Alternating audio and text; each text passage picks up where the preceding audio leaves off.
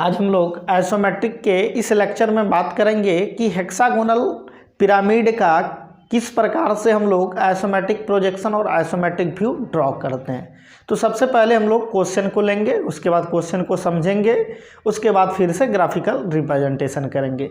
तो चलिए सबसे पहले देखते हैं कि लैंग्वेज प्रॉब्लम का क्वेश्चन किस प्रकार से रहता है। ठीक है, तो पहला क्वेश्चन कुछ इस प्रकार से, draw the isometric projection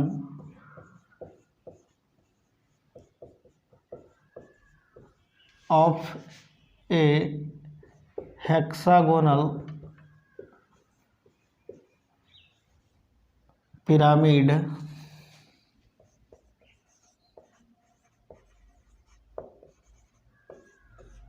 of base side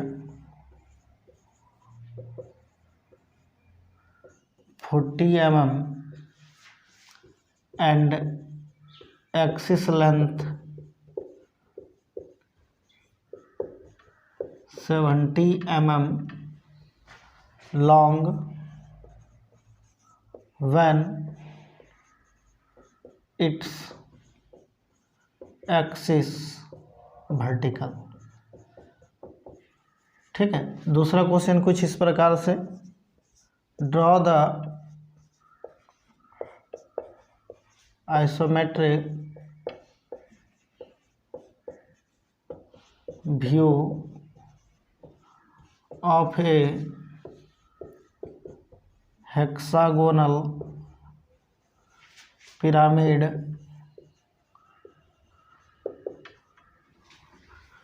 of base side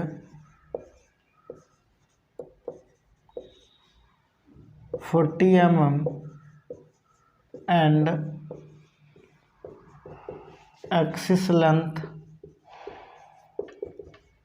70 mm long when 70 mm long। ठीक है, तीसरा क्वेश्चन कुछ इस प्रकार से, draw the isometric projection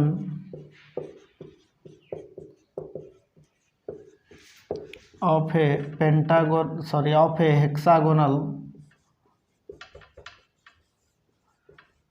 hexagonal pyramid of base side 40 mm and axis length 70 mm long when its axis horizontal। ठीक है, अगला question, draw the isometric view of a hexagonal pyramid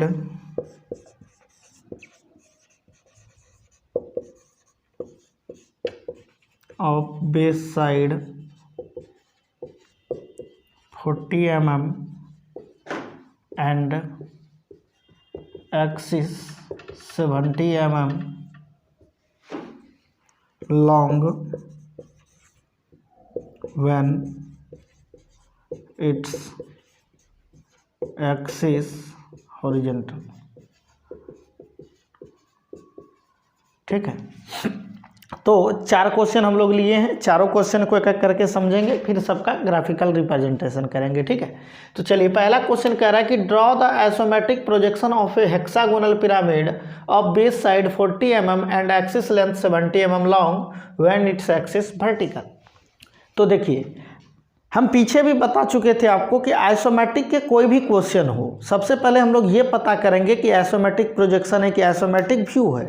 क्यों पता करेंगे? क्योंकि आइसोमेट्रिक प्रोजेक्शन यदि होगा तो हम लोग क्या करेंगे, सबसे पहले आइसोमेट्रिक स्केल बनाएंगे। उसके बाद अगला स्टेप में क्या करेंगे, जो भी सॉलिड है उसके बेस को हम लोग क्या करेंगे, बंद करते हैं स्क्वायर या रेक्टेंगल में। उसके बाद अगला स्टेप में हम लोग क्या करते हैं, कंडीशंस देखते हैं कि क्वेश्चन में कंडीशन क्या है। रिमार्क लिखाए हुए थे आपको बेसिक लेक्चर में, तो वहाँ से हम लोग कंडीशन देखते हैं कि अगर यदि व्हेन इट्स एक्सिस वर्टिकल रहता है तो उस केस में हम लोग जो स्क्वायर या रेक्टेंगल में बेस को बंद करते हैं उसके दो एज को 30-30 पे इंक्लाइन करते हैं। कब? जब एक्सिस वर्टिकल का केस होता है।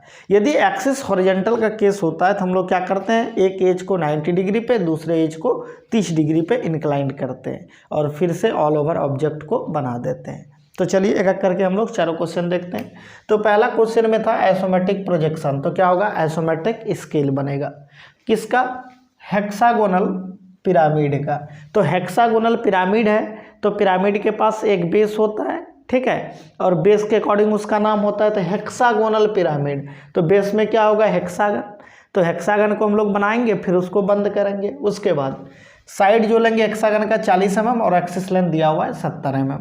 उसके बाद कंडीशंस देखेंगे व्हेन इट्स एक्सिस वर्टिकल, तो एक्सिस वर्टिकल का केस है तो इंक्लिनेशन कितना होगा, 30-30 होगा।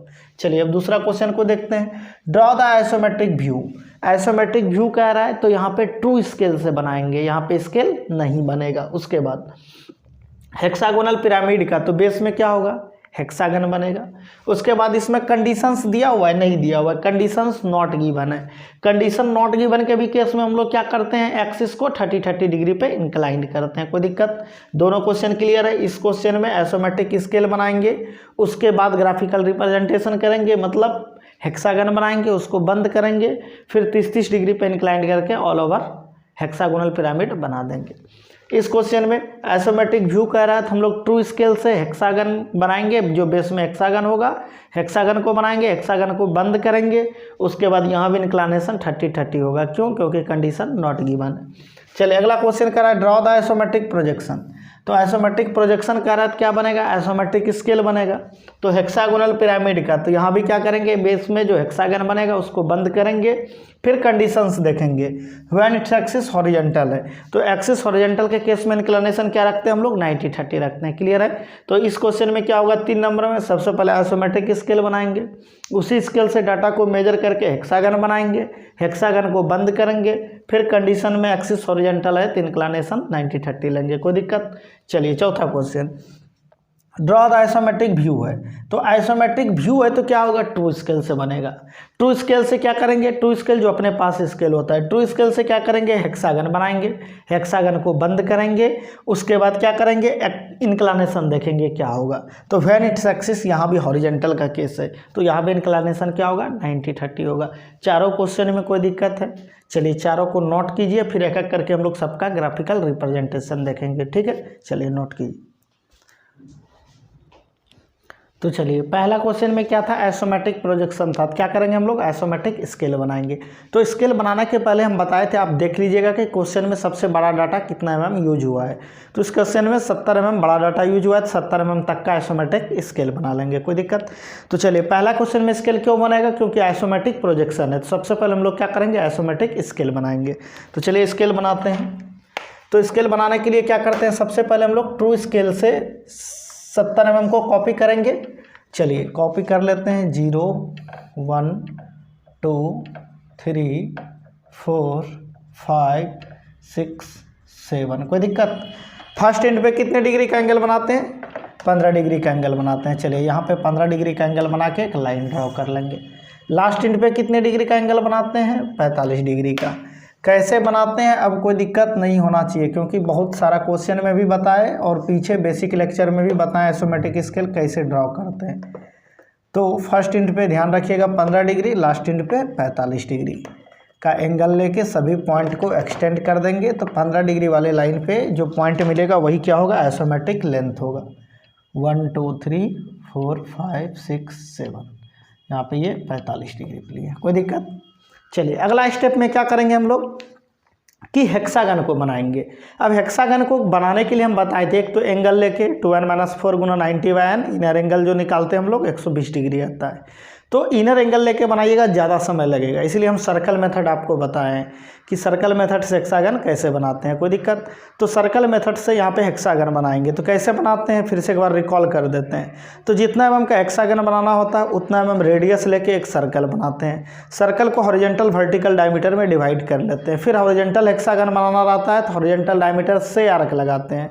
अब वर्टिकल हेक्सागन बनाना होता है तो वर्टिकल डायमीटर से आर्क लगाते हैं। कोई दिक्कत?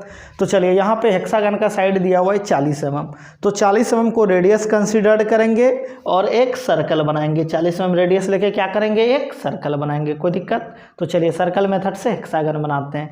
तो हेक्सागन बनाने के लिए यहाँ पे आइसोमेट्रिक स्केल में आइसोमेट्रिक लेंथ लेंगे 40 mm। याद रखिएगा यहाँ पे हेक्सागन बनाने के लिए जितना mm हेक्सागन का साइड उतने mm रेडियस लीजिएगा, ठीक है। तो 40 mm साइड है, 40 mm आइसोमेट्रिक स्केल से कॉपी करेंगे, इसको रेडियस बना के एक सर्कल बना लेंगे। चलिए सर्कल बनाते हैं।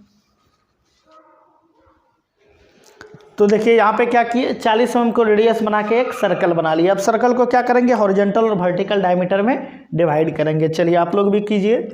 हॉरिजॉन्टल डायमीटर सेंटर के अलोंग, हॉरिजॉन्टल डायमीटर और वर्टिकल डायमीटर, तो वर्टिकल डायमीटर हो गया। अब हॉरिजॉन्टल डायमीटर में इसको डिवाइड कर लेंगे। फिर क्या करते हैं कि अगर हॉरिजॉन्टल हेक्सागन बनाना होता है तो हॉरिजॉन्टल डायमीटर से एक बार ऊपर एक बार नीचे आर्क लगाते हैं। यहाँ भी एक बार ऊपर एक बार नीचे। तो यहाँ से कितने का आर्क लगाएंगे? तो 40 का ही, जितना mm हेक्सागन का साइड उतने mm रेडियस लेके सर्कल बनाएंगे और उतने mm का आर्क लगाना है। तो चलिए 40 का एक आर्क एक बार ऊपर, चलिए यहाँ से एक बार ऊपर लगा लिए। अब यहीं से एक बार क्या करेंगे? नीचे आर्क लगा लेंगे। फिर यहाँ से भी एक बार ऊपर एक बार नीचे आर्क लगा लेंगे। कोई दिक्कत?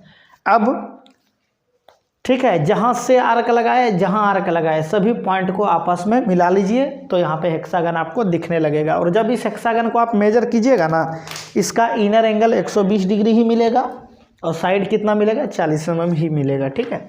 तो चलिए सबको मिला लेते हैं।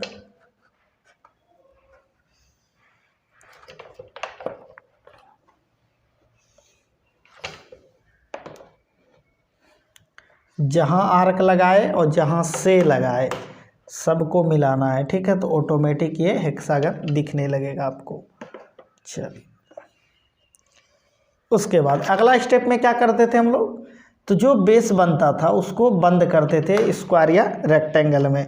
तो पीछे भी आप देखे थे कि कैसे हम लोग बंद करते थे, तो यहाँ भी उसी प्रकार ठीक बंद करेंगे। क्या करेंगे कि जो पैरेलल एज है हेक्सागन का दोनों को एक्सटेंड करेंगे। देखिए ये वाला पैरेलल एज को इधर भी एक्सटेंड करेंगे, इधर भी एक्सटेंड करेंगे, यहाँ भी इसको दोनों तरफ एक्सटेंड कर लेंगे। कोई दिक्कत? चलिए एक्सटेंड कर लिया। उसके बाद बिल्कुल वर्टिकल डायमीटर के पैरेलल यहाँ पे इस पॉइंट के अलोंग एक लाइन ड्रॉ कर लेंगे। तो ऑटोमेटिक देखिएगा ये क्या हो जाएगा? स्क्वायर या रेक्टेंगल, जनरली रेक्टेंगल में ही बंद होगा, ठीक है। यहाँ पे ये बंद हो जाएगा। कोई दिक्कत? उसके बाद अगला स्टेप में क्या करते थे? नेमिंग करते थे, ठीक है। तो नेमिंग करते थे तो प्रिज्म के केस में प्रिज्म के पास 2 बेस होता था, इसीलिए डबल नेमिंग करते थे। यहाँ पे पिरामिड है तो ये pyramid contain only 1 base, pyramid के पास सिर्फ एक बेस होता है, ठीक है। चलिए तो यहाँ पे सिंगल नेमिंग होगा 1 2 3 4 5 6। फिर स्क्वायर या रेक्टेंगल को भी नेमिंग करते थे, तो ABCD। उसके बाद क्या करेंगे? पहला क्वेश्चन में कंडीशन सब देखेंगे। पहला क्वेश्चन में क्या? व्हेन इट्स एक्सिस वर्टिकल, तो एक्सिस वर्टिकल के केस में इंक्लिनेशन 30-30। तो क्या करेंगे? फिर एक रेफरेंस के लिए लाइन ड्रॉ करेंगे यहाँ पे। चलिए रेफरेंस के लिए लाइन ड्रॉ कर लिया। उसके बाद अब 30-30 डिग्री पे 2 एज को इंक्लाइंड करेंगे। यही जो बंद होता है स्क्वायर या रेक्टेंगल में, इसी के 2 एज को इंक्लाइंड कर लेते हैं हम लोग। तो यहाँ पे इंक्लाइनेशन क्या लेंगे? 30-30। क्यों? क्योंकि यहाँ पे व्हेन इट्स एक्सिस वर्टिकल का केस है। तो 30-30 डिग्री पे जो इंक्लाइंड करेंगे यहाँ पे स्क्वायर या रेक्टेंगल के किसी एक पॉइंट को कंसिडर कर लेंगे। जो भी पॉइंट है, चलिए बी को कंसिडर करना है तो बी को कर लिए। तो बी से कौन मिला? ए। तो बी से ए को मेजर करेंगे कंपास से, यहाँ पे बी से ए का आर्क लगा लेंगे। कोई दिक्कत? चलिए ये ए हो गया। अब क्या किए देखिए कैसे आर्क लगाए? बी से ए को कंपास से खोल लेंगे, यहाँ से आर्क लगा लेंगे। अब बी से सी, तो बी से सी को कंपास से मेजर किया, बी से सी का आर्क लगा लिया। कोई दिक्कत? तो चलिए अब अगला स्टेप में क्या करेंगे? अब देखिए ABC मिल गया, अब चाहिए हमको D। तो A से D मिला तो A से D को मेजर करेंगे, A से D का आर्क लगा लेंगे। कोई दिक्कत? फिर C से D को मेजर करेंगे, C से D का आर्क लगा लेंगे। तो यहाँ पे D हो जाएगा, तो सबको मिला देंगे तो ABCD बन जाएगा। कोई दिक्कत? तो चलिए आप लोग भी मिलाइए, तो ABCD मिल जाएगा। तो चलिए यहाँ पे D को मिला लेते हैं, तो इससे ABCD आपको मिल जाएगा।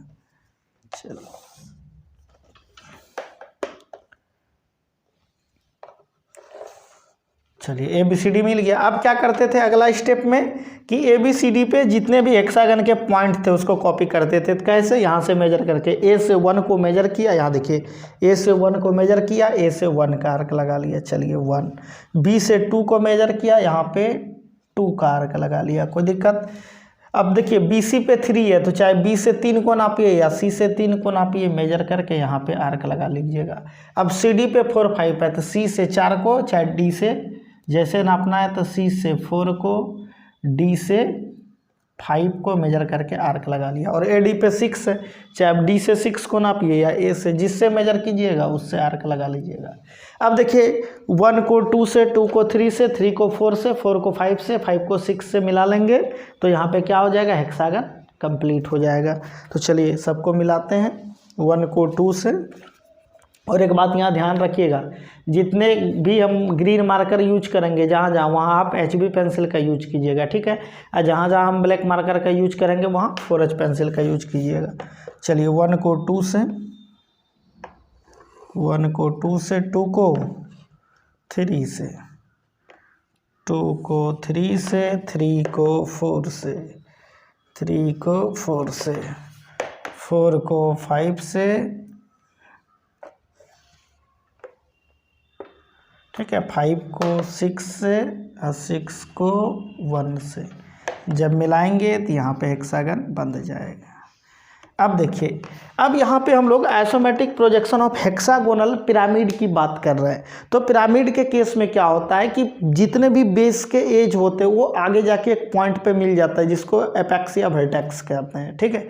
तो वहाँ पे क्या करते हैं हम लोग, यहाँ पे जो एक्सिस लेंथ लीजिएगा, तो क्या एक्सिस लेंथ क्या होता है? बेस के मिड पॉइंट से एपेक्स तक जाने वाली रेखा, वो क्या कहलाती है? Axis length. तो पहले बेस का मिड पॉइंट निकालिएगा। कैसे निकालिएगा? तो 2 डायगोनल को आपस में मिला लीजिएगा, जहाँ दोनों डायगोनल इंटरसेक्ट करेगा, ठीक है, वो उसका मिड पॉइंट हो जाएगा। चलिए कोई 2 डायगोनल को मिला लेते हैं हम लोग। चलिए एक डायगोनल इसको मिला लिए, और कोई एक डायगोनल अब इसको मिला लेते हैं, मान लेते हैं। चलिए इसी को मिला लेते हैं। चलिए ये दोनों डायगोनल जहाँ इंटरसेक्ट किया, यहाँ पे इंटरसेक्ट किया, तो यही होगा बेस का मिड पॉइंट। अब यहाँ से एपेक्स तक जाने वाली रेखा, तो इस पॉइंट से, तो एक्सिस लेंथ यहाँ पे दिया हुआ है, देखिए कितना mm, 70 mm। तो यहाँ से इसको कॉपी कर लेंगे 70 mm, बिल्कुल यहाँ से परपेंडिकुलर। तो चलिए 70 mm कॉपी कर लेते हैं, बिल्कुल ये रहा अपना 70 mm। यहाँ भी एक लाइन ड्रॉ कर देंगे रेफरेंस के लिए, ये रहा 70 mm का लाइन। इसको डायमेंशनिंग भी कर लीजिएगा, क्योंकि इंजीनियरिंग ग्राफिक्स हो, ड्राइंग हो, डायमेंशन मोस्ट इम्पॉर्टेंट होता है, ठीक है। 70 mm, कोई दिक्कत? चलिए यहाँ भी बेस एज को भी कर लेते हैं, कितना था? 40 mm। कोई एक एज को आप भी 40 mm दिखा लीजिएगा।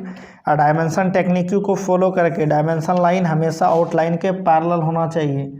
डायमेंशनिंग कैसे करते हैं, डायमेंशन टेक्निक एक लेक्चर बनाए हुए हैं बेसिक में, उसको देख लीजिएगा, ठीक है, और क्लियर हो जाएगा 40 mm। चलिए अब हम लोग कॉपी कर लिए यहाँ पे। अब एक्सिस लाइन को कैसे रिप्रेजेंट करते हैं आप जानते हैं, एक डैश एक बिंदा के थ्रू। तो चलिए यहाँ से एक्सिस लाइन को बिल्कुल रेफरेंस पे परपेंडिकुलर एक्सटेंड कर लेते हैं, एक डैश एक बिंदा, एक डैश एक बिंदा होता है। चलिए क्योंकि देखिए पिरामिड में ही एक्सिस दिखता है, इसीलिए हम लोग पिरामिड में एक्सिस लेंथ को भी दिखा रहे हैं, ठीक है। और एक्सिस लाइन का जो रिप्रेजेंटेशन है उसी को यूज कीजिएगा, एक डैश एक बिंदा। चलिए अब पिरामिड कब कंप्लीट होगा? जब बेस के जितने भी पॉइंट है सभी जाके एपेक्स पे मिलेगा। तो यही पॉइंट एपेक्स होता है, बेस के मिड पॉइंट से, ठीक है, एपेक्स तक, जो यहाँ पे एपेक्स होता है, ठीक है। सबसे पिरामिड का सबसे टॉप पॉइंट को एपेक्स कहते हैं, ठीक है।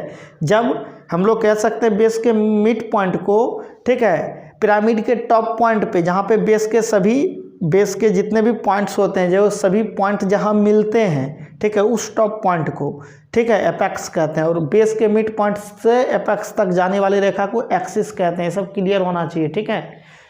तो चलिए अब क्या करेंगे, यही पॉइंट यहाँ पे क्या होगा, एपेक्स का होगा। अब यहाँ पे क्या करेंगे, बेस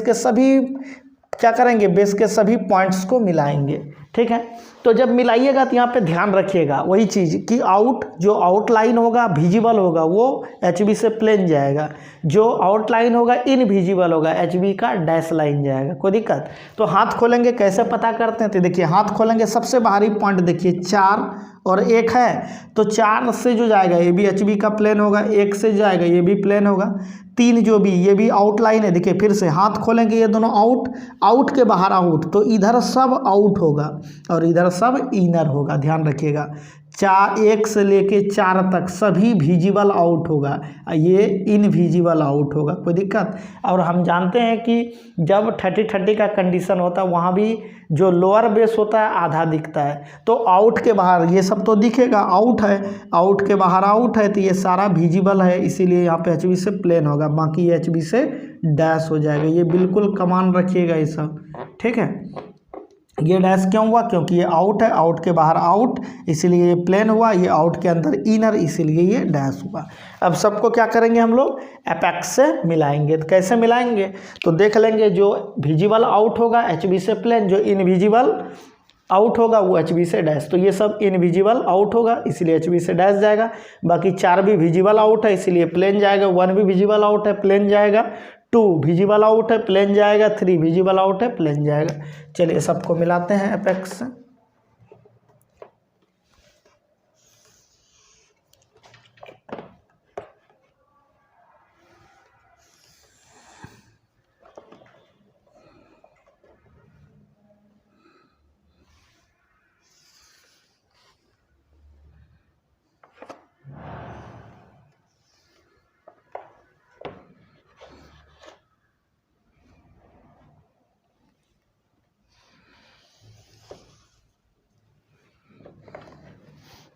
अब देखिए 5 और 6 ये इनविजिबल आउट है इसीलिए ये डैश डैश लाइन से जाएगा। कोई दिक्कत? चलिए 5 भी डैश डैश लाइन से जाएगा। सबको मिला दीजिए। यहाँ पे आपको हेक्सागोनल पिरामिड दिखने लगेगा। कोई दिक्कत? चलिए पहला क्वेश्चन का यही आंसर था, यही ग्राफिकल रिप्रेजेंटेशन था, इसको क्लियर कर लीजिए आप लोग। चलेंगे फिर 2 नंबर के क्वेश्चन। अब देखिए 2 नंबर में 2 नंबर का क्वेश्चन जब आप पढ़िएगा वहाँ पे क्या करा है? Isometric view. तो आइसोमेट्रिक व्यू कह रहा है क्या होगा? ट्रू स्केल से बनेगा, मतलब इसमें आइसोमेट्रिक स्केल नहीं बनेगा। कोई दिक्कत है किसी को? क्यों नहीं बनेगा? क्योंकि आइसोमेट्रिक व्यू है, तो इसीलिए क्या होगा? आइसोमेट्रिक स्केल नहीं बनेगा। तो चलिए 2 नंबर डाल लीजिएगा। अब 2 नंबर में देखिए क्या होगा कि ट्रू स्केल से सबसे पहले हम लोग क्या करेंगे? बेस बनाएंगे, बेस को बंद करेंगे, यही काम करेंगे, ट्रू स्केल से करेंगे। बस 2 स्टेप ट्रू स्केल से कर लीजिएगा तो आपका 2 नंबर का आंसर हो जाएगा। इसमें आइसोमेट्रिक स्केल क्यों नहीं बना? क्लियर है, क्योंकि आइसोमेट्रिक व्यू है इसीलिए ये ट्रू स्केल से। तो ट्रू स्केल से पहले बेस को बना के बंद कर लीजिएगा। फिर यहाँ पे इंक्लिनेशन 30-30 ही होगा। क्यों? क्योंकि यहाँ पे देखिए कंडीशन नॉट गिवन है, 2 नंबर में कंडीशन नॉट गिवन है, इसीलिए इंक्लिनेशन 30-30। जब आप ट्रू स्केल से ये 2 स्टेप बना लीजिएगा तो आपका 2 नंबर का आंसर हो जाएगा। कोई दिक्कत? चलते हैं फिर 3 नंबर में। तो चलिए अब बात करेंगे हम लोग कि 3 नंबर का ग्राफिकल रिप्रेजेंटेशन कैसे करेंगे हम लोग। तो 3 नंबर का क्वेश्चन पढ़िए। देखिए आइसोमेट्रिक प्रोजेक्शन कह रहा है, तो 3 नंबर में क्या कह रहा है? आइसोमेट्रिक प्रोजेक्शन कह रहा है। तो क्या होगा? आइसोमेट्रिक स्केल बनेगा। तो चलिए स्केल बनाते हैं। स्केल बनाने के लिए फिर वही कि जितना सबसे बड़ा डाटा जो यूज हुआ है, सबसे बड़ा डाटा 70 mm यूज हुआ है, 70 mm तक का स्केल बनाएंगे। कैसे बनाते हैं आप जान चुके हैं। 1 2 3 4 5 6 7। फर्स्ट एंड पे 15 डिग्री का एंगल,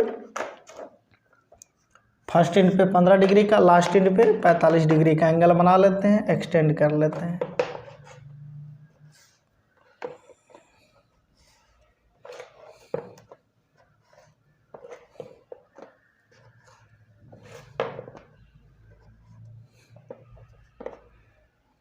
चलिए फर्स्ट इंट पे दिखा भी लीजिएगा 15 डिग्री, लास्ट इंट पे 45 डिग्री।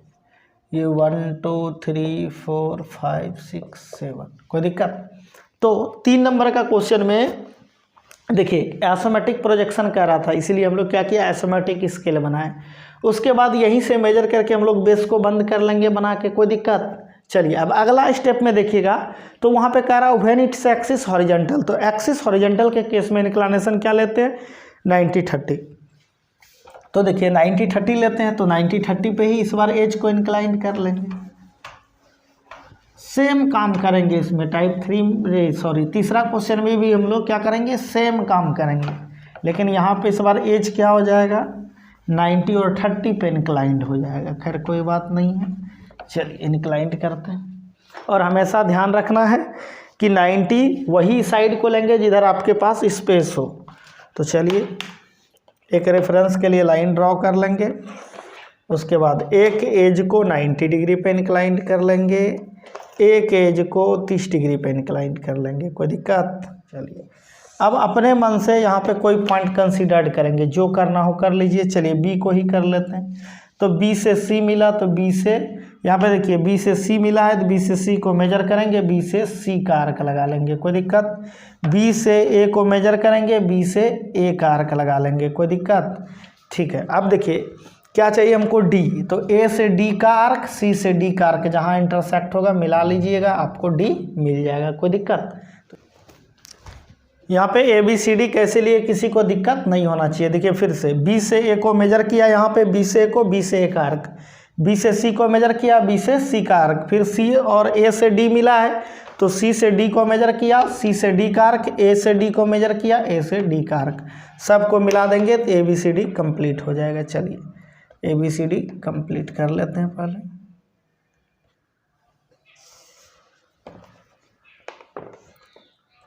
अब अगला स्टेप में क्या करते थे कि जितने भी पॉइंट थे सभी पॉइंट को कॉपी करते थे। तो ए बी पे क्या है 1 2, तो ए से 1 को मेजर किया, बी से 2 को मेजर किया। कोई दिक्कत? अब बी सी पे 3, यहाँ पे 3, सी डी पे 4 5, तो सी से 4, डी से 5, ए डी पे 6, तो यहाँ पे 6। कोई दिक्कत?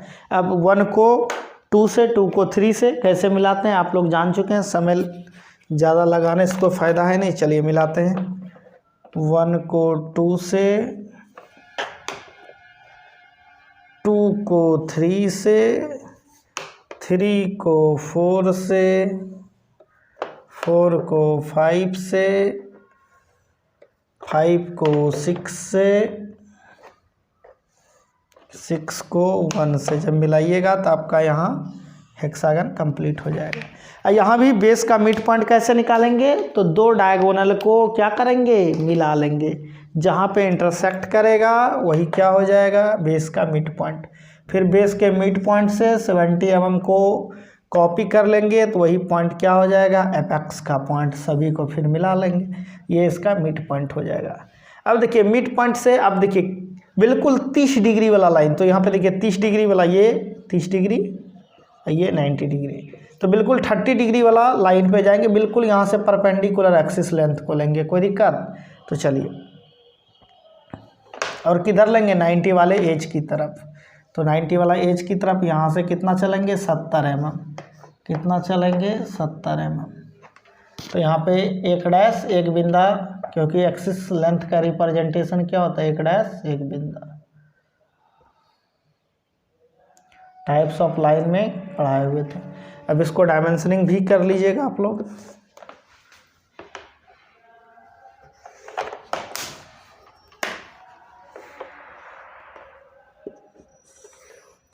कितना हो जाएगा आपका, 70 है, एरो 1:3 में।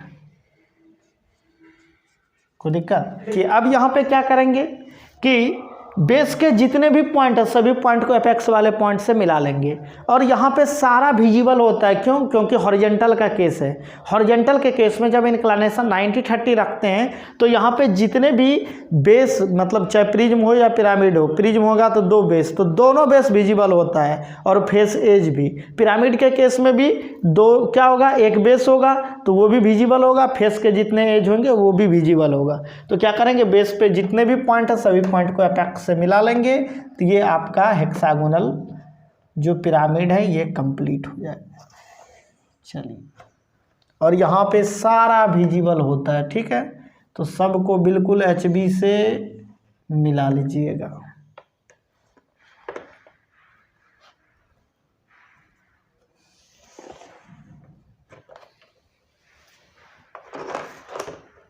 जितने भी हेक्सागन पे पॉइंट है, सभी पॉइंट को एपेक्स से मिला लीजिएगा, क्योंकि पिरामिड में क्या होता है कि बेस के जितने भी पॉइंट्स होते हैं सारे पॉइंट एपेक्स से मिले होते हैं। ठीक है,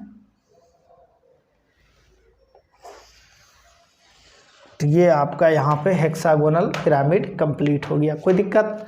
तो चलिए अब चलेंगे हम लोग 4 नंबर में। तो 4 नंबर के केस में देखिए क्या कह रहा है कि 4 नंबर में आइसोमेट्रिक व्यू कह रहा है। तो आइसोमेट्रिक व्यू कह रहा है तो क्या हो जाएगा, ट्रू स्केल से बनेगा, यहाँ पे आइसोमेट्रिक स्केल नहीं बनेगा। और यहाँ पे कंडीशंस अब जब देखिएगा आप 4 नंबर के क्वेश्चन में, तो 4 नंबर में भी व्हेन इट्स एक्सिस हॉरिजॉन्टल का केस है। जब एक्सिस हॉरिजॉन्टल का केस होता है तो इंक्लिनेशन यहाँ भी क्या होगा, 90-30 होगा। तो आप ये 2 स्टेप बना लीजिएगा बिल्कुल ट्रू स्केल से, तो आपका 4 नंबर का आंसर हो जाएगा। कोई दिक्कत?